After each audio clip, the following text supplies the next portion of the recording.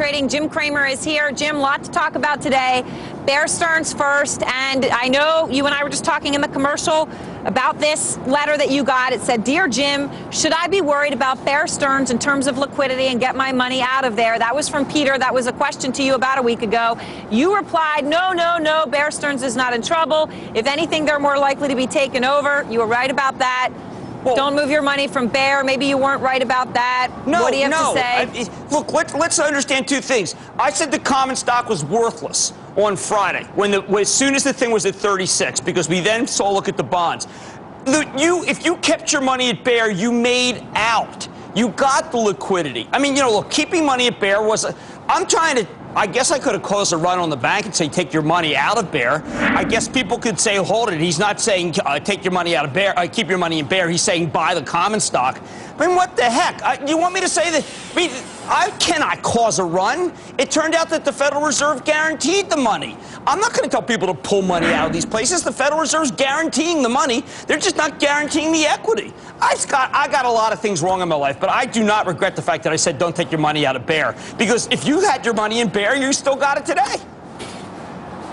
I mean, remember, there's Bear Stearns, the common, and that person was asking about whether to pull the money out of Bear. We got a guarantee. J.P. Morgan is now Bear. Oh, I see. So you're saying if you're if you're someone who had money that Bear was managing, or you're a hedge fund. Okay. That's what that question was. I came out and said at 36 the stock was worthless, for heaven's sake. No one was saying that. Right. So your answer to this is, hey, Aaron, I want to make sure everyone understands. I wasn't saying keep your money in Bear common stock. Do you know what would happen if I came out and said? Do you know what would happen on this show if I came out and said I want everyone to take their money out of X bank?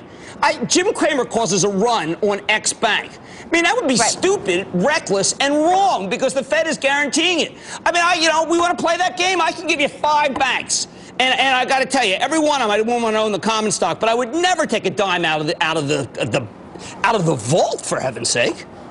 All right. So there's enough problems that Jim Cramer causing a run on X. I'm not going to cause a run on a bank. That's stupid. Just wanted to give you a chance to respond to this because some people might have interpreted your answer I didn't cause a run on Bear common. I didn't cause a run on Bear. The Bear common stock I didn't like, but keeping your money at Bear turned out to be 100% right. Everybody got guaranteed by the Fed. Anybody with hedge fund guys, prime brokerage clients. Every billionaire got bailed out by the Fed. I mean, sorry, I had a prediction that the billionaires would get bailed out. Well, Joe Lewis doesn't seem so happy. He owns the common, for heaven's sake. There's the common, and there's the account that you have there. I think the common of most of the large banks is worthless. Maybe it balances out for Joe Lewis. I don't know. I have a lot of my money in a bank that I think is worthless, but I think there's absolutely no doubt that the bank itself will make good on mine. What bank it is. I know what bank it is. All right. I'm not going to say anything about that bank. Let's talk, please, about J.P. Morgan. I don't want to share the bank that I have my money, but I know the FDIC will back it up. And the Fed. How do I trade J.P. Morgan common now that I have to specify the adjective? They come in with a bid, and then each time they say, we looked at the books, well, we can't make that bid work. They come back, we can't make that bid work. Right before the Tokyo is about to open, they say, guys, I'll tell you what. We'll pay $1, and they say, how about $2, and it's done. I mean, this is the way you do these things. That's what happened in 1990. The guys who have been around know that they have the Fed over a barrel. They had all the cards. It was a great deal for J.P. Morgan.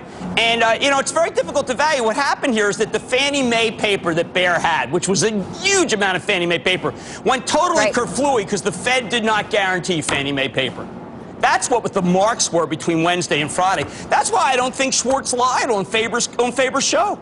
The marks changed dramatically on Fannie Mae paper. Who would have thought that you had to hedge out the risk of Fannie Mae? But with this government, they could care less about Fannie Mae.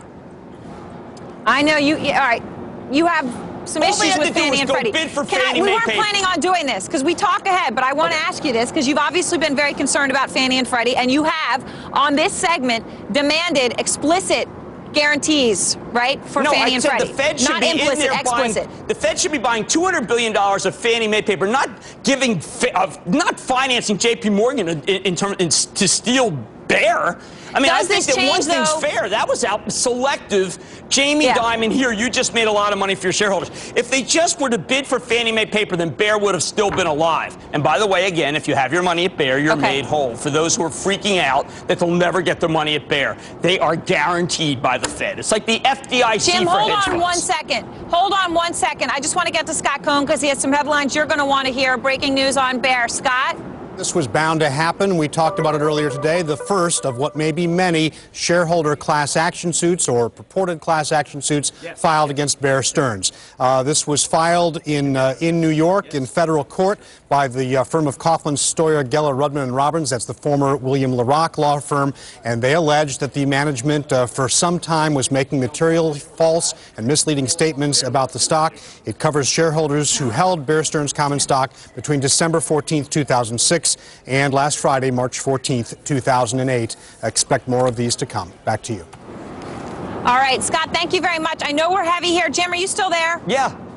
Okay, we're tight here, but let me just ask you a question. My understanding is Jamie Dimon's the one who's you know what, is on the line for these lawsuits. Oh, please. He'd get a reserve for it. He probably just made $30 billion for JP. You know, they basically said all the paper's almost worthless. A lot of it's worth a lot. It was a good trade. All right, Jim. Very good trade by Jamie. Thank you. All right, I think we all know the consensus does appear to be Jamie is the winner no matter what. Brief break, we'll be back.